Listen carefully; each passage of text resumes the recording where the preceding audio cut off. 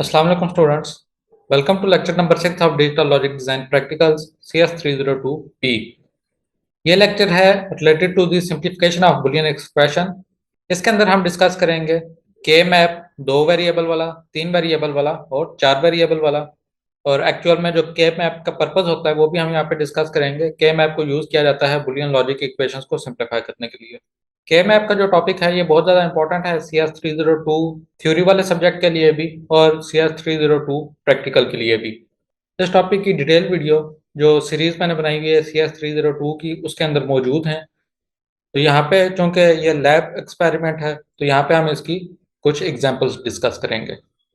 तो इससे पहले कि ये लैब टास्क हम स्टार्ट करें, आपसे एक रिक्वेस्ट है कि इस चैनल पे अगर आप न्यू हैं तो इस चैनल को सब्सक्राइब कर दें और साथ ही बेल आइकन भी प्रेस कर दें ताकि आने वाली तमाम वीडियोस के नोटिफिकेशन आपको मिलते रहें। और साथ ही इस वीडियो को भी लाइक जरूर कर दीजिएगा। तो मूव करते हैं फर्स्ट लैब टास्क पे, simplify two input boolean functions. यहाँ पे एक बुलियन फंक्शन दिया हुआ है जिसके अंदर 2 वेरिएबल मौजूद हैं ए और बी, और इसको सिंप्लीफाई करना है बाय यूजिंग के मैप। तो यहाँ पे जो के मैप हम यूज करेंगे वो 2 into 2 वाला के मैप होगा, क्योंकि 2 वेरिएबल हैं तो इसके पॉसिबल कॉम्बिनेशंस 4 बनते हैं। तो उसके लिए हमारे पास 4 सेल वाला के मैप होगा जिसको हमने इस्तेमाल करना है। तो ये जो बुलियन एक्सप्रेशन यहाँ पे लिखा हुआ है इसको पहले तो हम थोड़ा सा सिंप्लीफाई कर लेंगे। तो ये हो जाएगा ए डॉट बी, उसके बाद प्लस ए कॉम्प्लीमेंट, और ये जब इस ए से मल्टीप्लाई होगा तो यहाँ पे ए आ जाएगा और उसके बाद प्लस ए कॉम्प्लीमेंट बी आ जाएगा। तो इसमें से ये आपको पता है कि A complement into A is equal to 0 हो जाता है। तो हमारे पास बच जाएगा A dot B plus A complement B. अब ये जो एक्सप्रेशन आया है इसे हमने के मैप के अंदर पुट करना है। ये 2 वेरिएबल वाला के मैप है, इसका मतलब है जो ए है उसकी जो वैल्यूज हैं वो ये 2 लिखी हुई हैं 0 एंड 1, और जो वेरिएबल बी है उसकी वैल्यूज ये 2 लिखी हुई हैं 0 एंड 1।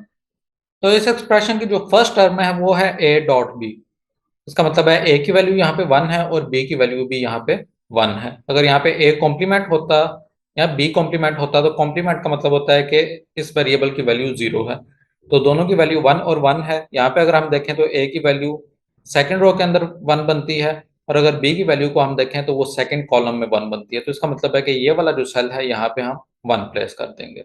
उसके बाद जो नेक्स्ट टर्म है वो है ए कॉम्प्लीमेंट बी। तो ए कॉम्प्लीमेंट का मतलब है कि ए की वैल्यू 0 है और बी का मतलब है कि ए की वैल्यू 1 है। ए की वैल्यू 0 फर्स्ट रो के अंदर है और बी की वैल्यू 1 सेकंड वाले कॉलम के अंदर है, तो हम इस जगह पे एक 1 प्लेस कर देंगे। बाकी 2 सेल आप खाली भी छोड़ सकते हैं या आप यहाँ पे 0 भी फिल कर सकते हैं। जब हम के मैप में इस तरीके से वैल्यूज पुट कर देंगे उसके बाद नेक्स्ट काम ये होगा कि इन वैल्यूज की हमने ग्रुपिंग करनी होगी। तो जो भी एडजेसेंट सेल होता है उसके साथ ग्रुप क्रिएट किया जा सकता है। तो यहाँ पे इन 2 वंस की मैं ग्रुपिंग कर लूंगा, और ग्रुपिंग करने के बाद इसे देख के एक सिंप्लीफाइड आंसर लिखना है। अब आंसर लिखते हुए हमने ये देखना है कि कौन सा ऐसा वेरिएबल है जिसकी वैल्यू इस ग्रुप के अंदर चेंज नहीं हो रही। जिस तरीके से ये जो ग्रुप बना हुआ है इसके अंदर अगर हम ए की वैल्यू देखें तो यहाँ पे 0 है और यहाँ पे 1 है। इसका मतलब है कि ए की वैल्यू इस ग्रुप के अंदर चेंज हो रही है, तो ए हमारे आंसर में नहीं आएगा। फिर उसके बाद इस ग्रुप में अगर हम बी की वैल्यू देखें तो वो 1 ही है, वो चेंज नहीं हो रही। तो इसका मतलब है कि इसके आंसर में बी आएगा। तो यहाँ पे इसके अलावा कोई और ग्रुप मौजूद नहीं है, इसका मतलब है कि यही हमारा सिंप्लीफाइड आंसर है। तो इस एक्सप्रेशन को जब हम सिंप्लीफाई करेंगे बाय यूजिंग के मैप या कोई भी टेक्निक आप इस्तेमाल कर सकते हैं, आपके पास सिंप्लीफाइड आंसर बी ही आएगा। तो इस आंसर को कंफर्म करने के लिए आप इलेक्ट्रॉनिक वर्कबेंच के अंदर लॉजिक कन्वर्टर को इस्तेमाल कर सकते हैं, वहां पे आपको सेम आंसर मिल जाएगा। उसके बाद यहाँ पे इसका सर्किट भी डिजाइन करना है। तो जो ऊपर एक्सप्रेशन दिया हुआ है उसका सर्किट डिजाइन करने के लिए भी आप इलेक्ट्रॉनिक वर्कबेंच में लॉजिक कन्वर्टर को यूज कर सकते हैं, वहां से आपके पास डिटेल सर्किट आ जाएगा। लेकिन अगर आपने सिंप्लीफाइड सर्किट यहाँ पे डिजाइन करना है तो सिंप्लीफाइड सर्किट में जो हमारा आंसर आ रहा है वो सिर्फ बी है। इसका मतलब है कि ये जो बी इनपुट है इसे हम डायरेक्ट जो एफ आउटपुट है उसके साथ कनेक्ट कर देंगे। तो यहाँ पे जब भी हम 1 प्रोवाइड करेंगे तो हमारा आंसर 1 आ रहा होगा, और जब हम यहाँ पे 0 प्रोवाइड करेंगे तो हमारा आंसर 0 आ रहा होगा। और फिर यहाँ पे नेक्स्ट कहा हुआ है draw the simplified and the original boolean expression using electronic workbench and make sure that they are both equivalent by filling in the following table. तो आप ओरिजिनल सर्किट भी ड्रॉ कर सकते हैं और सिंप्लीफाइड सर्किट भी वहाँ पे ड्रॉ कर सकते हैं, और उसके बाद जो ये टेबल है इसे आपने फिल करना है।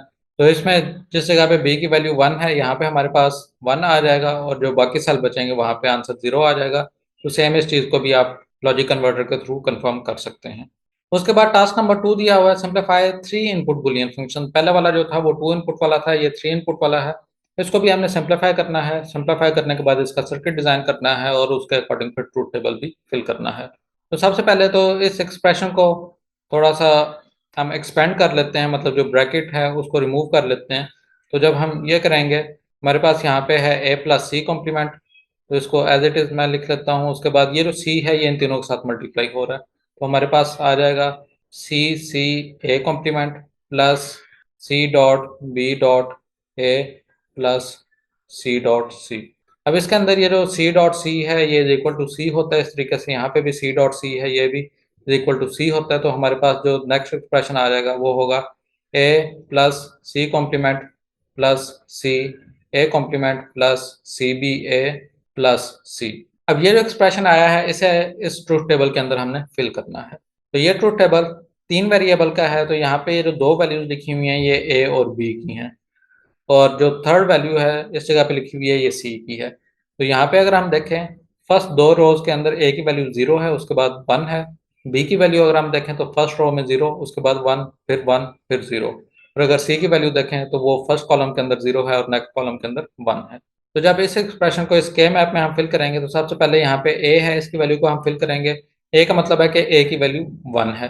अगर ए कॉम्प्लीमेंट होता तो इसकी वैल्यू 0 होनी थी। तो हम यहाँ पे देखेंगे कि ए की वैल्यू 1 कहाँ पे है।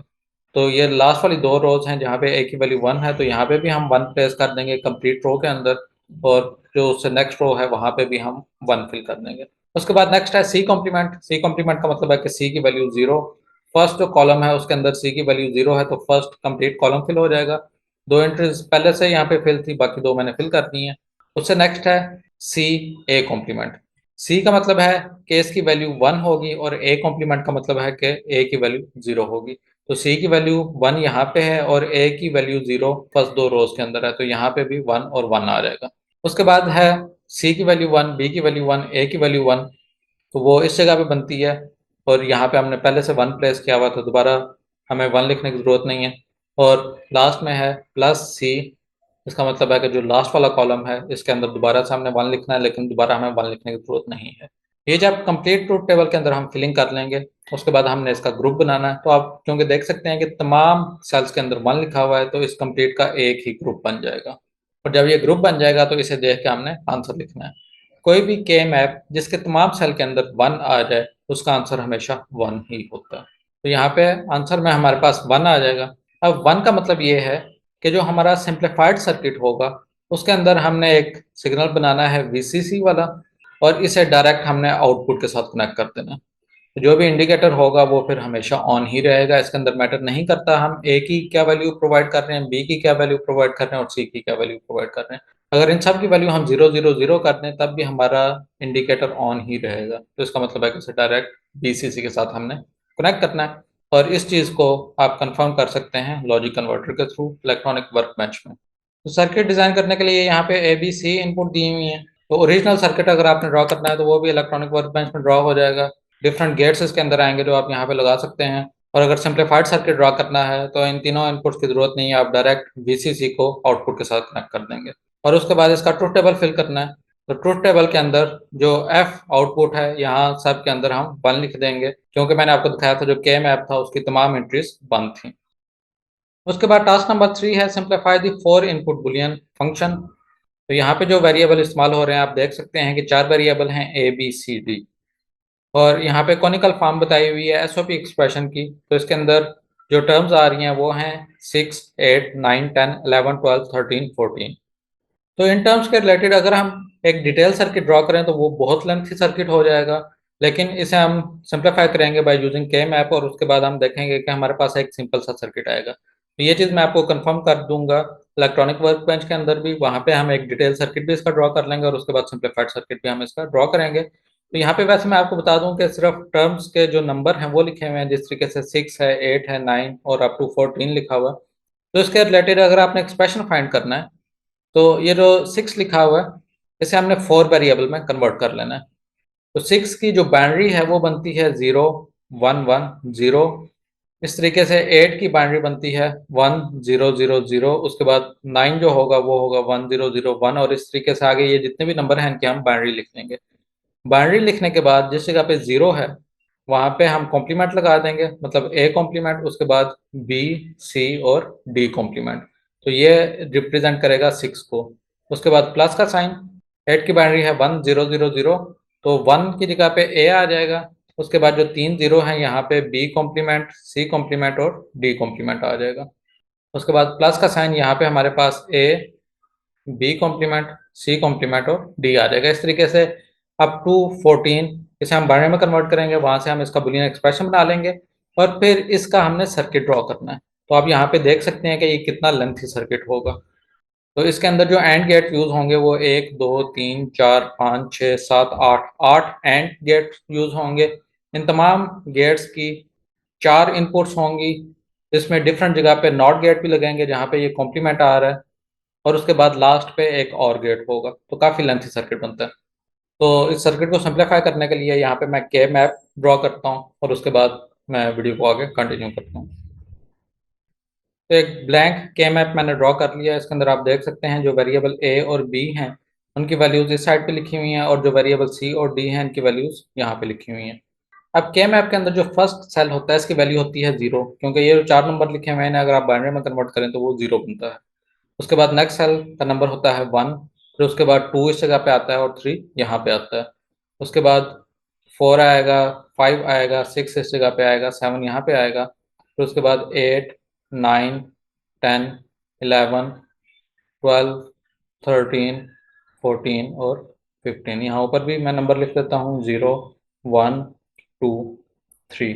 तो के मैप के सेल की नंबरिंग इस तरीके से होती है। यहाँ पे भी आपने याद रखना है कि 0 0 0 1, उसके बाद 1 0 लास्ट पे आता है और 1 1 इस जगह पे आएगा। सेम इस तरीके से 0 0 0 1 1 0 और फिर 1 1। अब जो यहाँ पे हमें क्वेश्चन दिया हुआ है इसके अंदर देखें तो यहाँ पे 6 गिवन है। इसका मतलब है कि जो सेल नंबर 6 है इसमें हम 1 प्लेस कर देंगे। उसके बाद 8 में हम एक 1 प्लेस कर देंगे जो कि इस जगह पे आ रहा है। इस तरीके से 9 10 11 12 13 14 इन सब में मैं 1 प्लेस कर रहा हूँ। तो ये सेल हैं जिनके अंदर 1 लिख दिया है। बाकी जो सेल बचे हैं आप इन्हें ब्लैंक भी छोड़ सकते हैं या इसकी जगह पे आप 0 भी लिख सकते हैं। ये लिखने के बाद अब हमने इसकी ग्रुपिंग करनी है और ग्रुपिंग करके हमने अपना आंसर लिखना है। तो जो भी ग्रुप होगा हमने एक तो ये कोशिश करनी है कि बड़े से बड़ा ग्रुप क्रिएट करें। दूसरा, ग्रुप क्रिएट करते हुए हमने ख्याल रखना है कि जो भी ग्रुप है वो 2 की पावर में क्रिएट किया जा सकता है। मतलब या तो एक सिंगल सेल हो सकता है, या 2 का ग्रुप हो सकता है, या 4 का ग्रुप हो सकता है, या 8 का ग्रुप हो सकता है। 5 का या 6 का ग्रुप नहीं हो सकता। तो अगर हमने 4 का ग्रुप क्रिएट करना है तो एक तो हमारा ये ग्रुप हो जाएगा, इन चारों सेल में 1 लिखा हुआ है। दूसरा हमारा ये ग्रुप हो जाएगा, लेकिन हमने कोशिश करनी है कि बड़ा ग्रुप क्रिएट करें। तो यहाँ पे एक्चुअल में ये 2 सेल थे, इनके साथ हमने अगले 2 सेल भी मिला दिए हैं। मतलब कोई ऐसे सेल जो कि पहले से किसी और ग्रुप में मौजूद हैं उन्हें हम साथ इंक्लूड कर सकते हैं ग्रुप को बड़ा करने के लिए।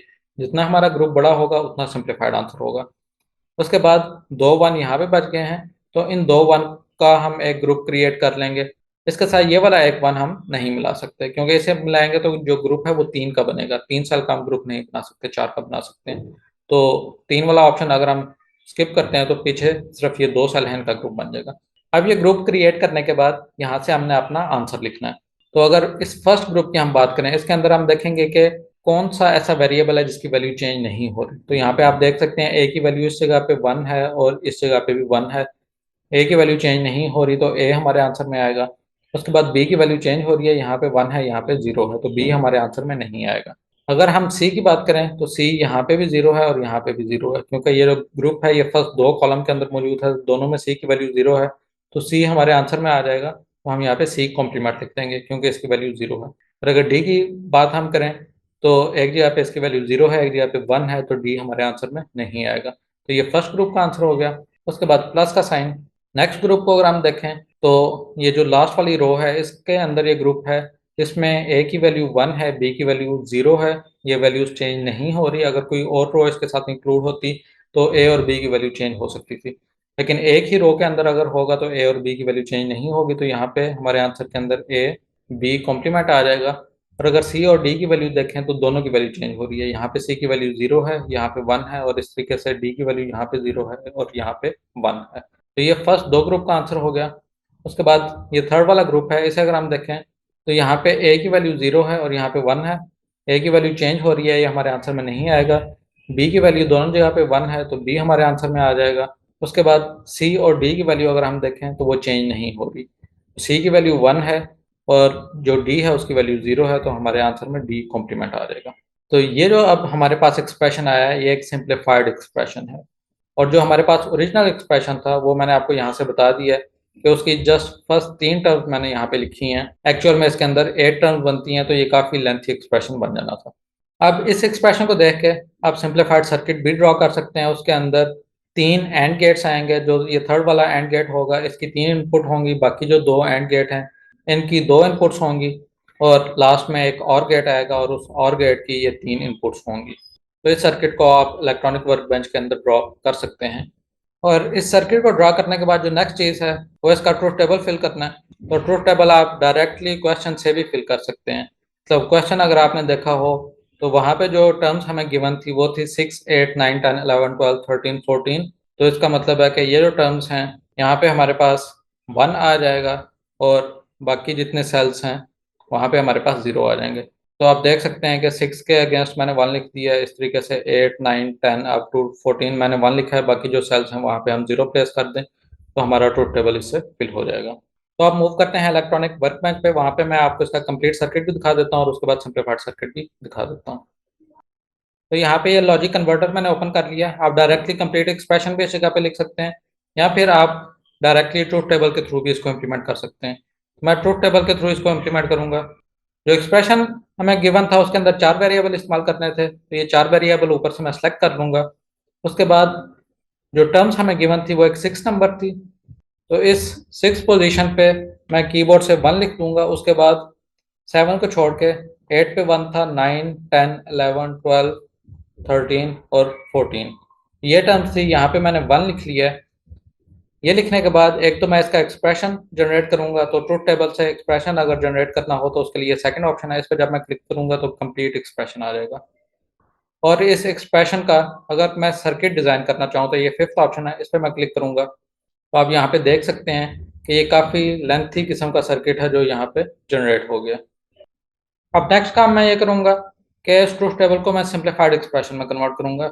ये जो सॉफ्टवेयर है इलेक्ट्रॉनिक वर्क बेंच, इसके अंदर थोड़ा सा इशू है जिसकी वजह से अक्सर जो सर्किट है वो ठीक तरीके से डिस्प्ले नहीं होता जिस तरीके से अभी आपके सामने हो रहा है।